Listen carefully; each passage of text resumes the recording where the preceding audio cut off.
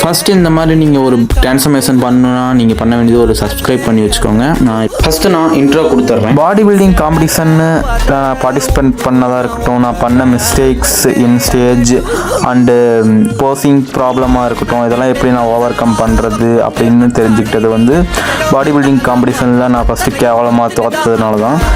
And men's ஃபிசிக்கில் வந்து athletes எல்லாம் கம்மியாக இருந்ததுனால நான் வந்து 10th பிளேஸ்க்குள்ளே வந்தேன். இந்த எக்ஸ்பீரியன்ஸ் எனக்கு கெயின் ஆனது வந்து என்னோடய மாஸ்டர்னால். அது இருக்கட்டும் ஒரு பக்கமாக. இப்போ நான் என்ன சொல்லுவேன்னா, நீங்கள் கன்சிஸ்டன்சியாக ஜிம்முக்கு போனாலே போதும், உங்கள் பாடி வந்து சேஞ்ச் ஆகிறது உங்களுக்கே தெரியும்.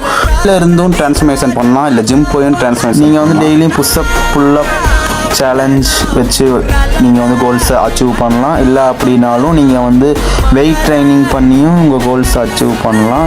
இப்போ நீங்கள் வைக்கிற கோல்ஸ் தான் முக்கியம். நம்ம வந்து வீட்டில் இருந்து கூட நம்ம ஃபிட்டாக வச்சுக்கலாம் பாடியை.